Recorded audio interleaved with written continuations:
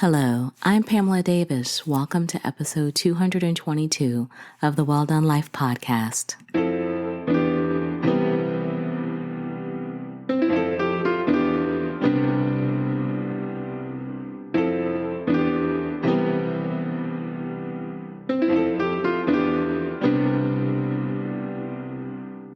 And hello, welcome back to episode 222 of the Well Done Life podcast. I'm your host, Pamela Davis. If you are new here, hey, how are you? Welcome.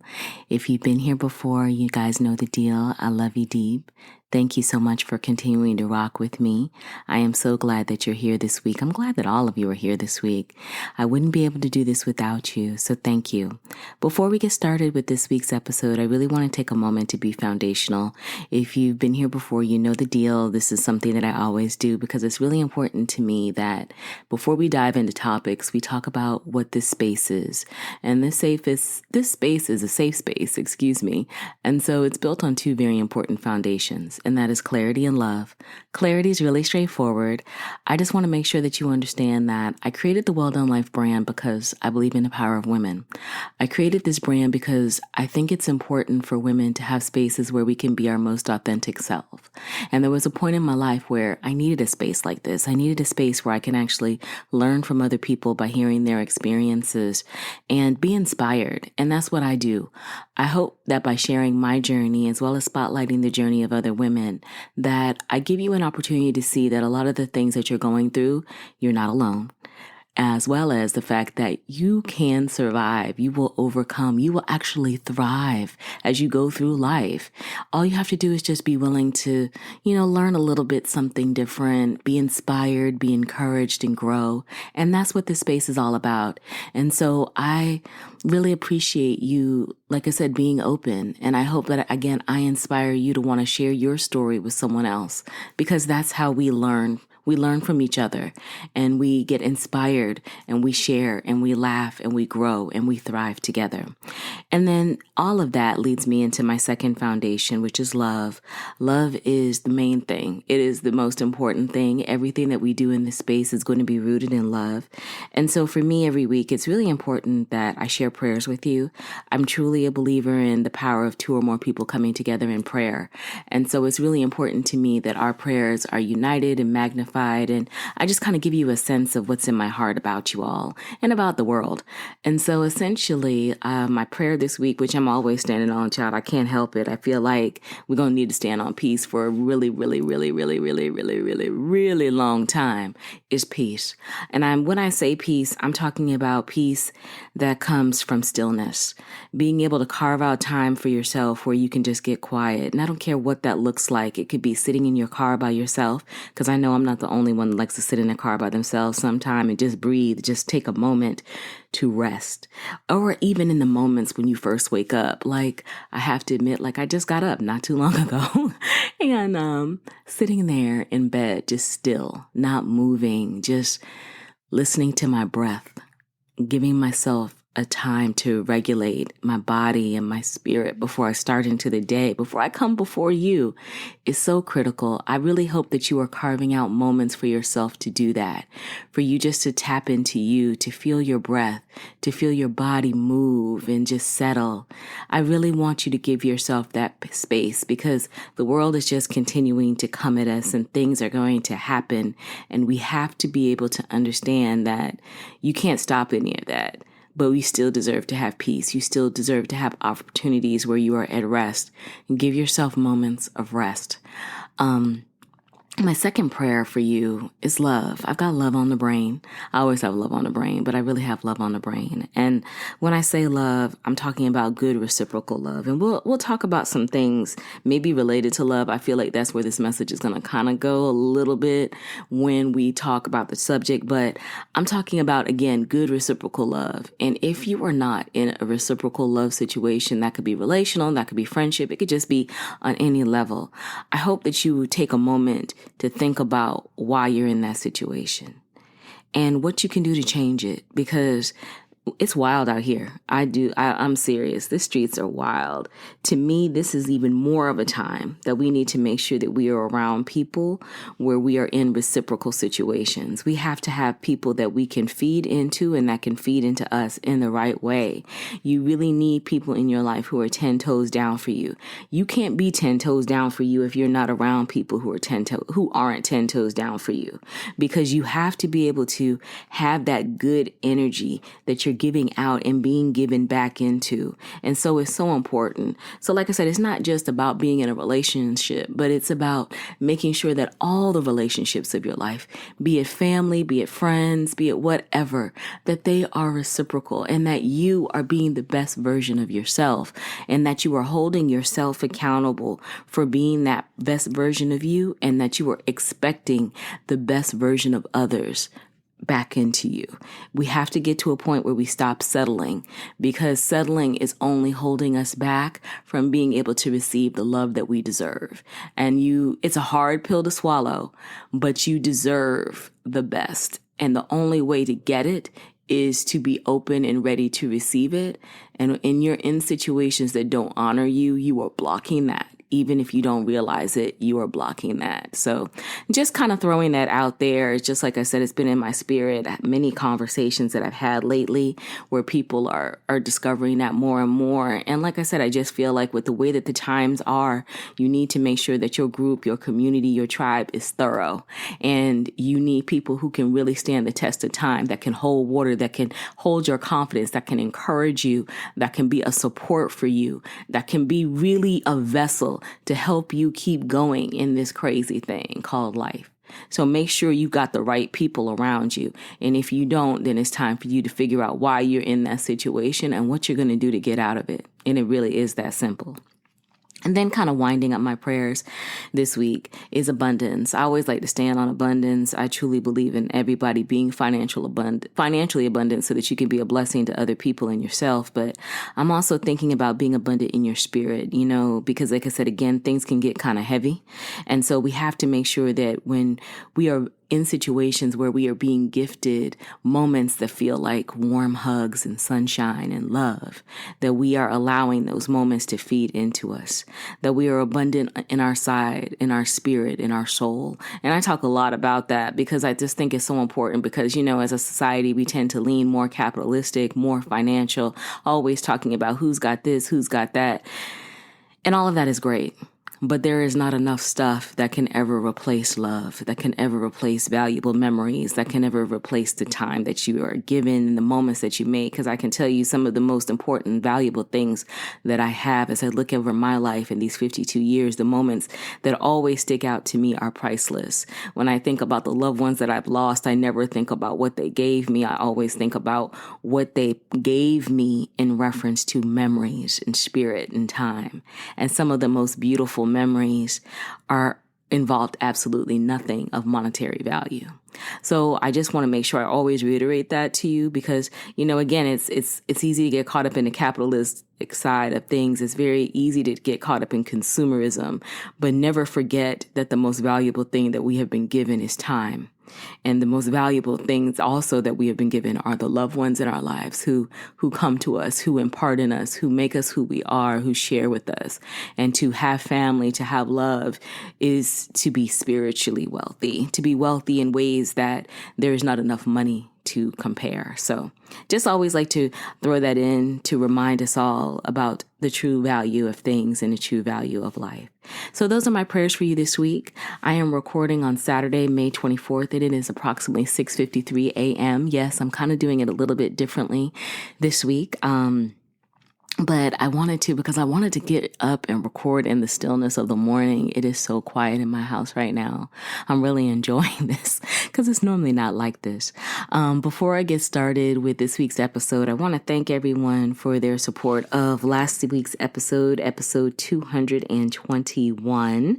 And that was Don't Judge Me When Your Hurt Speaks Louder Than Truth.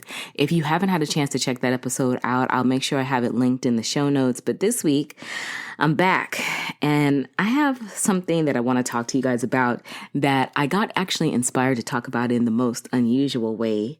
I don't even really know how to start it off, but just to start it off, so I'm just going to start it.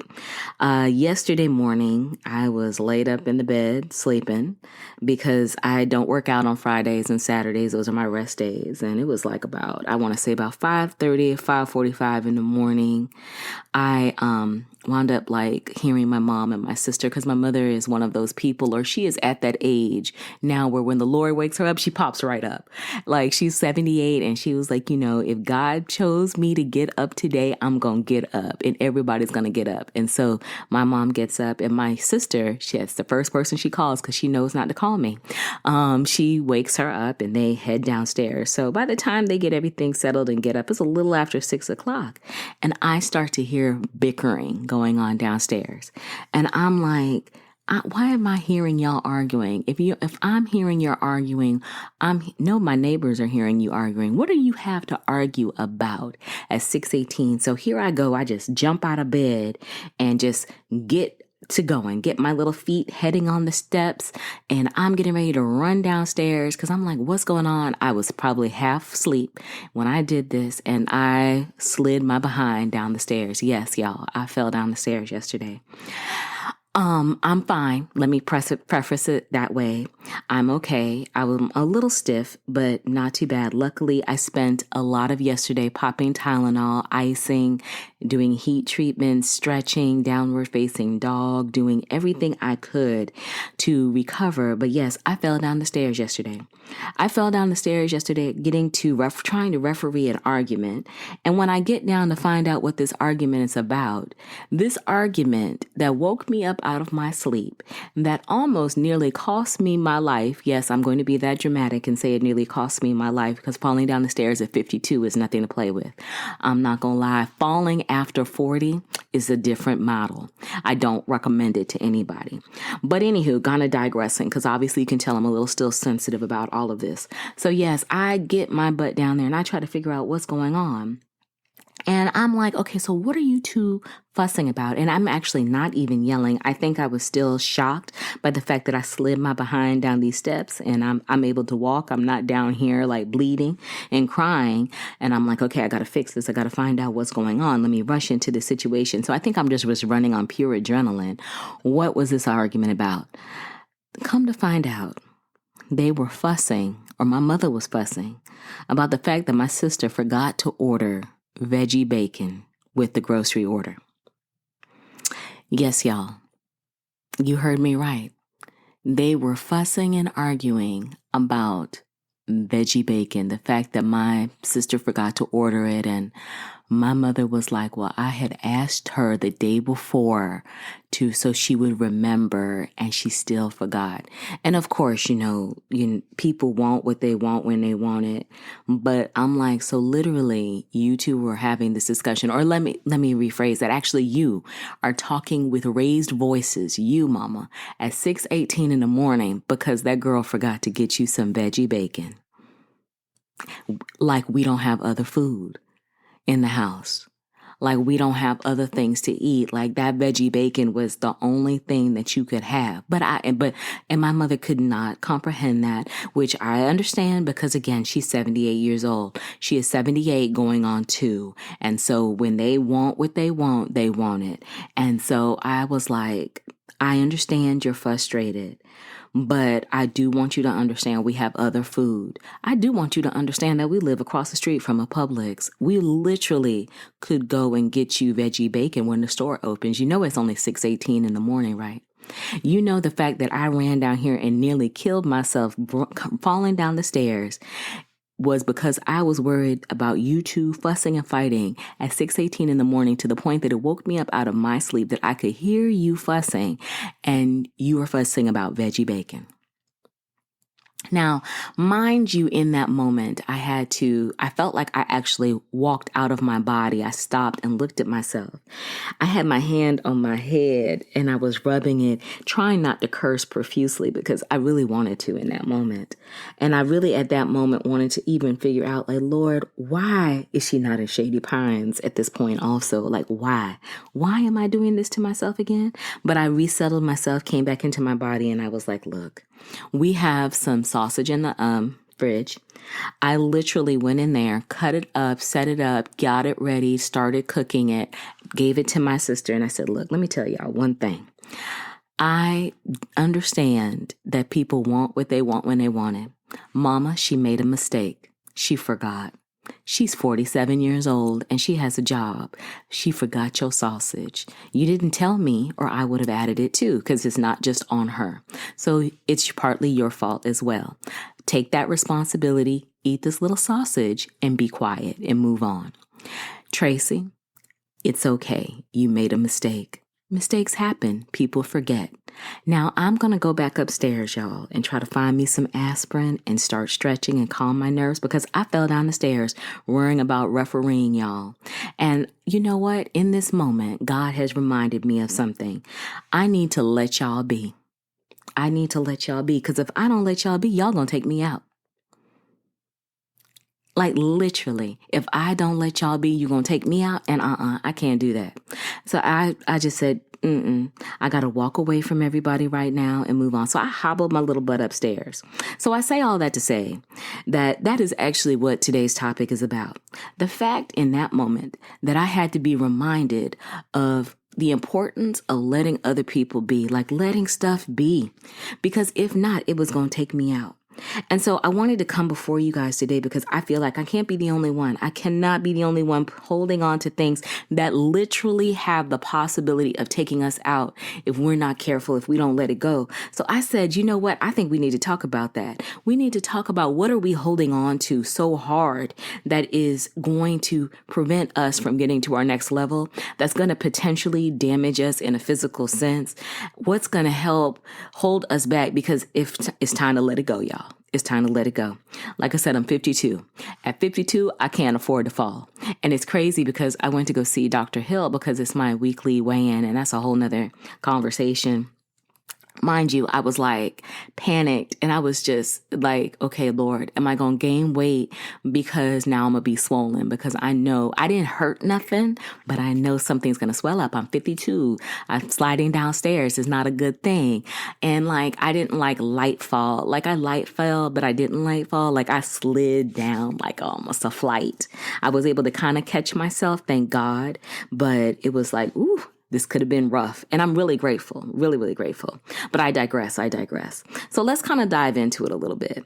And I know that y'all are laughing at me, but believe me, I'm not going to lie. Before I even get into this, I have to make sure I add this disclosure. This is common for people who I think are taking care of other people. Like I'm sure some of y'all who are mothers, parents, y'all have slid down the stairs or hurt yourself in some way trying to take care of your children or some other person.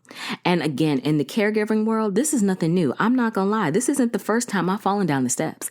I have done this before many years ago. Actually, I think this might be like my second or third time, but it's a little different now because I'm in my 50s and I try not to do anything to hurt myself at this age. But we put ourselves a lot of times in situations where we are trying to fix things for other people, where we are trying to just aggressively put other people's needs first, where we put ourselves physically at risk. And I'm not even going to be funny in this moment, but as caregivers tend to be more physically ill than the people that they take care of. And that's a statistical fact. I'm not really quoting it, obviously, from the statistical method, but it is really true because a lot of times as a caregiver, you wind up sacrificing your health because you're so focused on taking care of someone else. So I really want to talk about it, not just from a funny vein, because yeah, it's funny now that I'm looking back, I can move. I didn't break nothing. I'm cool. But it is real.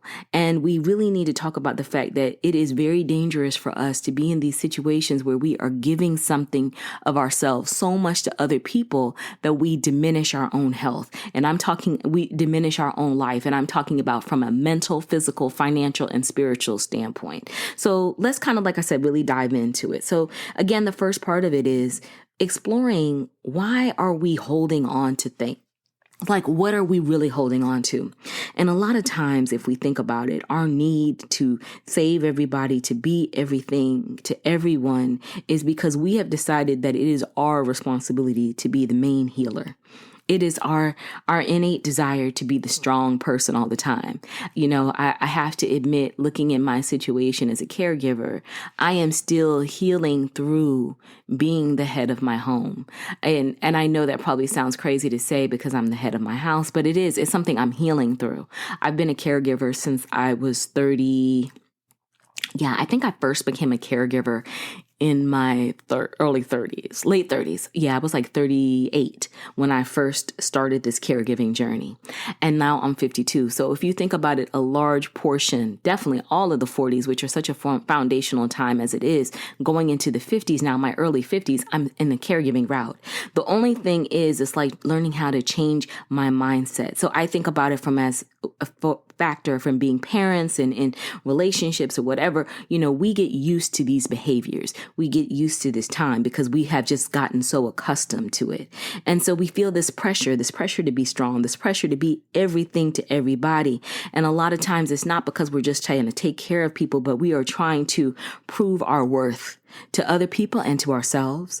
We're also normalizing the trauma that we're enduring. I mean, caregiving is a traumatic situation, and because a lot of times many of us become caregivers out of trauma. It's not like a lot of us have made the choice. I'm very honest to tell people, if my father hadn't passed away, it was something that I hadn't thought about. It wasn't like part of our plan. Like, our plan was that eventually I would be able to convince them together to move here, and they would have their own place. I would have my own place with my sister, and we would live separately. But that all changed when my father died suddenly. There was nowhere else that I could see my mom was going to go. Like, my brother was not able to financially, mentally take care of my mother, and my sister and I lived together. So we kind of just were like, okay, this is what we got to do. It wasn't a choice. It was a product of the circumstance. And so because of that, it was just like, I just went from a traumatic situation into an even more traumatic situation without even processing. And so it's like you just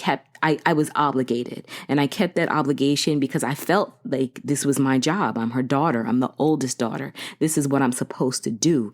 And I never gave myself that thought like I have a choice. I didn't feel like I had a choice. I just felt like it was just the decision was made for me and I had to go on. And I think a lot of us are in those situations where we are holding on to this thought, this behavior, because we feel guilted. We feel like this is what I have to do. This is what I'm supposed to do. And I mean, obviously, if you're parents, it is what you're supposed to do. You're supposed to take care of your children. But when you are caring for someone else, other than that, a lot of times, is it always made of choice, or is it the choice was made for you? And so when those choices are made for you, how are we allowing ourselves to move in that situation? How are we giving ourselves permission to be able to push back, to be able to say no, if we have the ability to say no? And if you don't have the ability to say no, like for myself, the one thing that I would want to ask you is, how do you give yourself permission to be upset with the fact that you can't say no? Like, how do you give yourself permission to be not okay with the fact that you're in this situation, but you're in this situation? Yeah, that's kind of rhetorical, because I know from myself, one of the reasons why I've been in therapy is one of the reasons I've been in therapy, because it's kind of like, I'm one of those type of people. I never wanted anyone to tell me how to live my life, but I was put in a situation where someone told me how to live my life, and I had to learn how to adjust in that. So I naturally rebelled against it, but I had to learn how to give myself permission to be able to question it, to be able to be unhappy about it at times, and to be okay with that, to not feel guilty about how I feel. And that's a never ending battle because as you can see, I just slipped down the stairs running to try to save somebody. So obviously I still have things in me that I'm working on that really need to be addressed so that I can learn how to let it go. Because again, I don't want it to take me out. So again, I'm asking that for you to think about, how do you give yourself space if you are in one of these situations where you're holding on and trying to be strong and doing all the things? How do you give yourself the space to be okay with not being okay?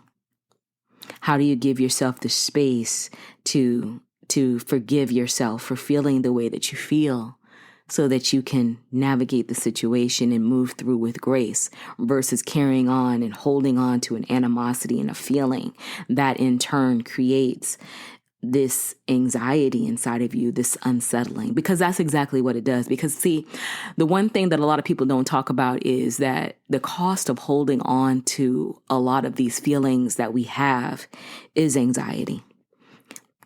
It's anxiety, it's stress, it's burnout. I spent a lot of years talking about the burnout of being a caregiver, especially in my early parts of the journey, because I couldn't see anything else outside of it. And for some people, even in parenting, I could imagine, and I hear and I see that there is this level of burnout, this level of stress. And it's like you feel terrible feeling the way that you feel. But is that really a bad thing? It's not. It's like you just need space to be able to give yourself grace for feeling upset that sometimes it's overwhelming. There's nothing wrong with that. That's human. But a lot of times we make ourselves feel like it's something more, like it's something wrong because we are obligated to do things. Even in obligation, it's okay to have doubt. It's okay to have fear. And if we are not careful when we hold on to those fears and those doubts, it creates this burnout inside of us. And it also creates spiritual distance. And when I say spiritual distance, it's like you start to question, God, why me? Like, I thought you loved me. I thought I was your child. Like, I don't understand. And how did I get here? And that's okay. And I mean, I don't think a lot of people want to talk about it because, everybody want to act like they're always so close to the cross. Let me just be honest. I think a lot of people sometimes get skeptical. I know I've gotten down. I know that I've been in situations where I questioned God. I mean, when my father passed away, I remember the one thing that kept me sane that day, that trip, because when he passed away, it was so suddenly, and I literally had to just get in my car and drive. I had to pick up my sister and drive straight home to my mom because my mom was by herself. The only thing that kept me faithful is I had to keep saying the 37th Psalm over and over to myself so that I could remember that God is true. He is real. He is a redeemer. No matter what it looks like, no matter how it feels, no matter what the enemy is trying to do to me, God is going to bring me through. And I constantly had to stay prayed up. But in those moments where I felt stressed out as I continued to get into the situation of living this new life that I had created for myself in less than 3 hours, I questioned God. I questioned him because I was like, God, are you sure? Like, you sure that this is the right route? Like, I am not the strongest soldier. Like, I am crazy. Like, I don't know if I can do this. And it's okay to have those moments. It's okay to feel that. And I had to lean into it. And I had to go into counseling so that the therapist can help me understand that it was okay that I had doubts. It was okay that I felt this way. It was okay for me to release this anger and this frustration that I was feeling around being a caregiver to my mother and the death of my father. I was like, and this new life that I was suddenly thrust into at 38, unmarried with no children. Like, I saw my whole vision of my life change in less than 3 hours. And so I was hurt and I was resentful and I was stressed out. And I had to try to figure out how to get it because I felt lost. And in those seasons of lost, in that season of lack, in that season of the desert, I was looking for identity. I was looking for me in everything I could find.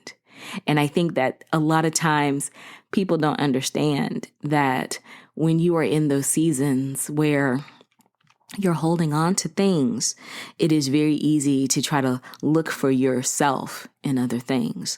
For me, luckily, I looked for myself in school. I went and got a mini MBA. During that time, I took lots of courses. I tried to, find myself back in education because I'd always been something that I thrived in. I threw myself into work, tried to do that as much as I could because I was like, God, I can control that. I can't control what's going into my home. I could try to find that. And then I also in that time started to, again, get deeper back into my faith. I got quiet. I got still. I leaned in. I asked God. I pleaded with God to help me find my path, help me find my way. And if I did, I would tell the story, the good, the bad, and the ugly of it all, so that no one else had to go through what I was going through. And here I am with you guys. And so I found my path, but I had to get help. I had to figure out how to get help. And so that led me to therapy. That led me into recognizing the power that I was losing by holding on to these feelings and not giving them out. And then, not even understanding how those feelings not coming out was costing me physically. Because that's why I said, if you don't let it go, I'll be honest, it's going to take you out. I mean, I think about it, and I think I've said this before. There were times when I couldn't physically walk up the steps. I just fell down the steps yesterday, but I couldn't even physically walk up the steps. Like, I was so filled with inflammation. I was so filled with stress. And I think a lot of us don't talk about the fact that constant stress, chronic stress, creates a lot of cortisol, inflammation in the body. And it manifests in insomnia. And I can talk about insomnia. Like, I had insomnia for at least the first 2.5 years of my father's passing. The first 2.5 to 3 years, I could not sleep without the television being on or some type of noise being around me. Yes, 2.5 to 3 years of not being able to rest. And a lot of us are sitting here in this cycle of chronic stress and not even recognizing it. Yes, insomnia is a byproduct of that. Fatigue or adrenal burnout. I mean, your body is just running on fumes. Headaches, migraines, digestive issues, hair loss, heart palpitations, or high blood pressure. Yes, your stress can create heart irregularities and stress within you. So it's so important that we learn how to let go, because literally, if you don't let it go, it can set yourself up to take you out. And I don't want to die. I just had to get to that point where I was like, I want to thrive. I had to get to the point where I was like, you know what? I need to be healthy. Like, my mom is healthy. She's doing great. I mean, she's 78, and for 78, she's pretty healthy. We got her in line. But Lord, it had gotten to the point I would go to the doctor. The doctor is like, you got this going on. You got this. You done gained 30, 40 pounds. You're high blood pressure. You're stressed out. What's going on? And literally the only answer that I have is, I'm a caregiver. That's crazy. And I was like, I got tired of that. I have to admit, I have to fight for my health, because it's very easy for the stress to come in and take you out. And I'm not even going to pretend for Black women, it is even more important that we learn how to let go of things, because culturally it is, obviously our mantle. We are always the strong friend. We are always the one holding on. We are always trying to push through, but we are pushing through at the expense of our health. And we can't do that anymore. It's our time to thrive. It is our time to thrive, because if we don't thrive, we're going to die. We are going to thrive. We're going to die, because there are studies out there that show that unhealed trauma can manifest as disease within the body. And so it is very, very important that we feed into ourselves, mentally and spiritually, and so that we can thrive physically. Because when you start to take care of yourself, when you start to let go of the trauma, when you start to let go of those things that are holding you back, you give yourself space to really recognize, you know what, I want to feel better physically. I want to do better physically. Like, I'm not feeling so heavy. I can move a little bit more. I can do a little bit more. And it all works together. And even keeping it spiritual and keeping it biblical, a peaceful heart leads to a healthy body. That's Proverbs 14 and 30. So please take this opportunity, take this moment right now to think about what in your life do you need to let go of so that you can be healthier. Are you truly at your healthiest? And if you're not at your healthiest, it's not about trying to beat yourself up, but it's about what one small thing can you do right now in this moment that can change the trajectory of your health. Just one small thing, because you can't try to do it all, but you got to do one small thing. And really, it's so important. Like, you guys know, I'm on this weight journey with Dr. Hill, this health journey, not even a weight journey. And so I told you I went to see her yesterday, right after I fell down the stairs. And so and I gained yesterday. I gained last week. I'm on this up and down between 2 pounds. Me and this 2 pounds are going to fight. My body's like, girl, we just going to hold on to these 2 pounds. So I lose it, I gain it, I lose it, I gain it. Right now I'm in that season. It's driving me crazy, but that's a side note. But one of the things that we talked about, and she asked me about, was my stress. And is that contributing? She asked me about my sleep. How have I been feeling? And I've been a little bit stressed out with work and stuff. And, she was like reminding me how you got to let it go. You got to let it go. And I told her the same thing. I was like, yes, girl, I fell down the stairs. She's like, you what? I fell down the stairs. She's like, you should have let them fight. And I was like, you know what? She's 100% right. And now that has been what I've decided. Yes, I did on the way after I got home, talk to my sister. I told her as I was taking her to work, yeah, I'm going to let y'all fight now. I'm through with that because I can't mess up my life. I trust y'all. You're 47. If you can't diffuse a 78-year-old woman, I don't know what to tell you, but I know you can. Diffuse her with love and you'll be fine. She's actually a lot more nice than I am with mom. To me, she's more understanding. Yesterday, I'm more understanding. I'm not even going to say it like that. I think we just go to good cop, bad cop, good cop, bad cop all the time. And so she can shift, but she can handle it. And you know what? She's going to handle it. And I'm going to let her handle it because my health is too important. And I'm saying that because it's a contributing factor to when you can't lose weight. It's a contributing factor to when you feel bad. It's a contributing factor to when you feel stiff and stressed. It could be leading into your body just starting to absorb trauma in. You've got to change your mindset. You've got to let it be. You got to let it be because it's going to take you out. And so let's talk about what letting it be can look like, because we've talked about what it feels like, all the things it can do in the body, but let's talk about it. And when I say let it be, it does not mean giving up. And I really just want to make sure I stress that. It's not. But what it does mean is that I'm giving God control. I really am. Right now, my new mantra is going to be, you know what? I really feel for y'all, thoughts, prayers. I can't fix it. That's above me, but I'm sending you the best. Like, I am really going to, I love saying that too, on a side note. It's above me.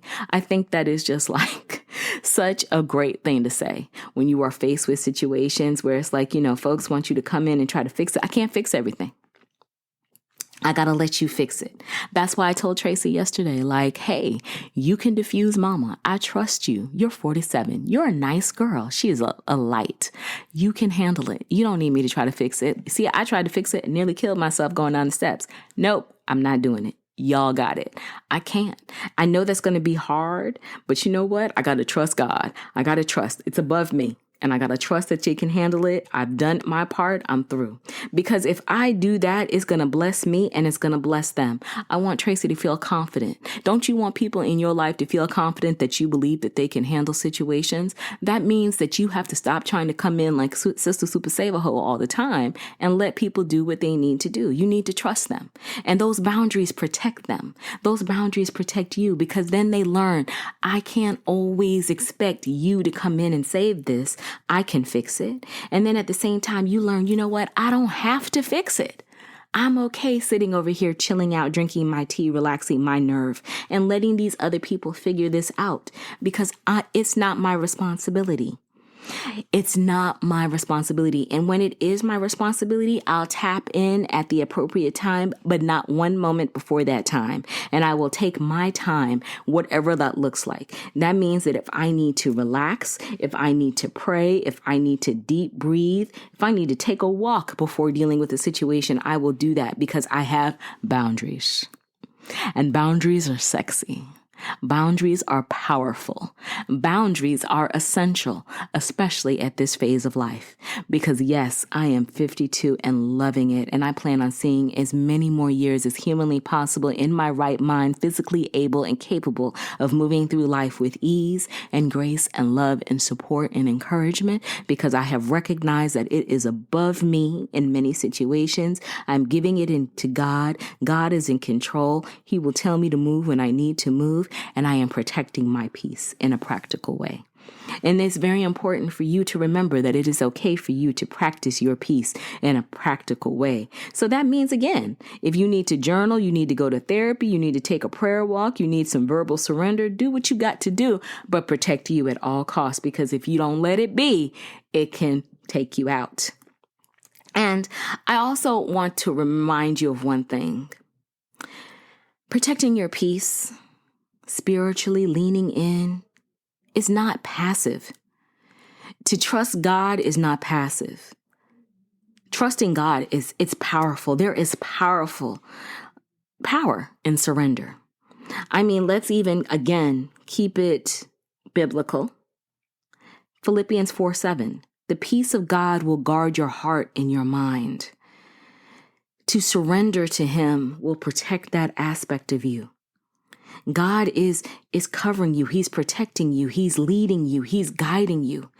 So if you are surrendering, to surrender is a powerful act. To not want to jump in, to not want to allow your ego to convince you that you need to do more than what God is going to do is a powerful thing, because it is so easy for us to want to be in the mix and to want to put our opinions in, to want to do what we want to do.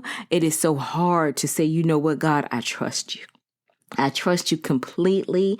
I'm standing on business and letting you move, not me, and going forward in that regard. And when He wants you to move, He lets you know and you move accordingly. So I want to make sure I remind you of that, because I think sometimes a lot of us, allow other people to make us feel that, going to God is passive. It's not. Peace is never passive. Going to God is never passive. It's going to take active work, because you got to kill yourself. You have to sit on you so that you can allow God to do what He wants to do. Because remember, we are driven by ego in many instances. So our ego can prevent us from allowing God to do what He needs to do. But in this situation, you are showing the power of who you are. You are showing your strength by recognizing that this is above me. I need to let it go. I need to sit back and I need to let God have it. God's in control, because I know that if I don't let it be, it's going to take me out. And so finally, I just want you, like I said, to remember one simple thing. You were never built to carry everything. And believe me, I'm speaking to myself just as I'm speaking to you.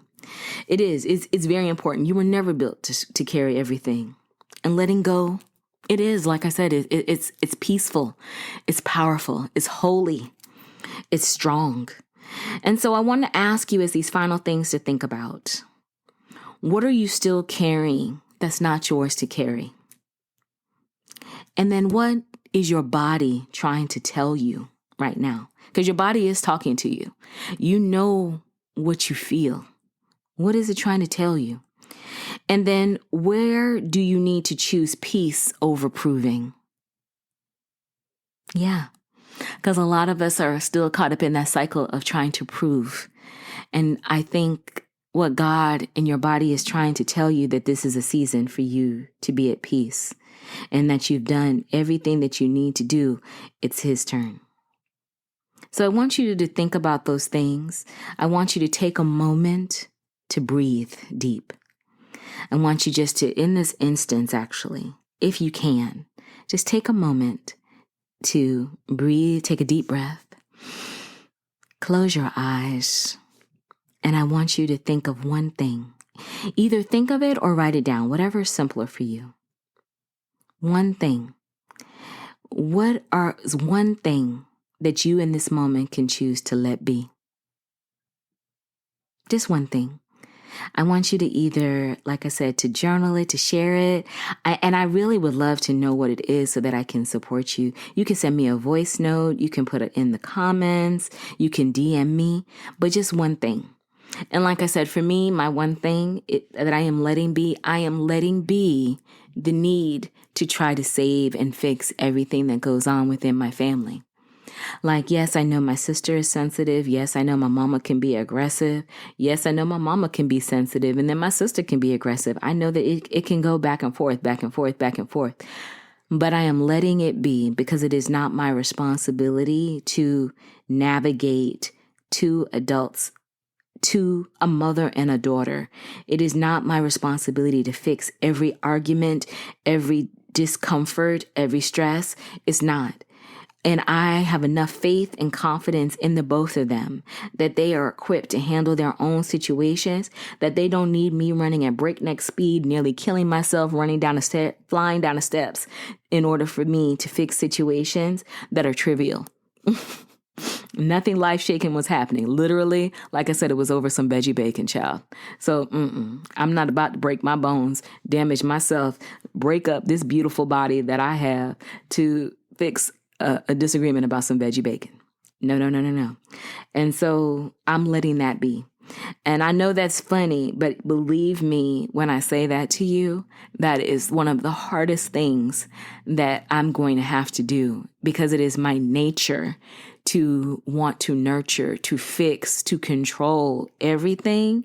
And I have made the decision in this moment, well, actually yesterday when I slid my behind down them steps and almost broke myself up, to stop trying to do that. And so I am going to have to work, pray, and talk about this in therapy, so that I can hold myself accountable. So I'm literally encouraging you to think of, like I said, that one thing, just one thing. Either write it down, share it with me, whatever I can do, because I really want to encourage you, because I want you to encourage me, y'all, because I don't ever want to have to come back up on here talking about I done slid down the steps again, trying to referee an argument. I'm not doing that. I promise you guys. I say it on Saturday, May 24th at 7:30 a.m. now, this is the last time that will ever have occurred, and I will ever have to have this conversation. I want you to tell me, what's that one thing that you're going to let it be? What's that one thing? So like I said, share it with me. I definitely would love to hear it. Put it in the comments, put it in the notes, DM me, voice note me, whatever it is. But I want you to choose one thing that you can let be, that you can put down, because you are not built to carry everything. So that is this week's episode, y'all. I will be back next week. Hopefully not kind of hurt up, but not talking about this, trying again in this way, but I will be back next week with a new episode. It is Memorial Day weekend, so I hope that everyone gets a chance to get some rest, to spend time with family and loved ones, whatever you choose, and also to honor those people that fought for our country, that didn't make it back home, because that's what Memorial Day is all about. So we thank everyone for their service, and we send love and prayers and hugs to everyone who lost someone in battle. Thank you for your sacrifice. And I thank you all again for listening. I hope you know that I love you deep, and I truly appreciate and value each and every one of you. All of my information will be in the show notes. So like I said, you can send me those DMs, those voice notes, everything. I'm so excited to see what we're going to let be, because we're not going to let anything take us out. And I hope that you will take care of yourselves and each other, and we will talk soon. Bye-bye.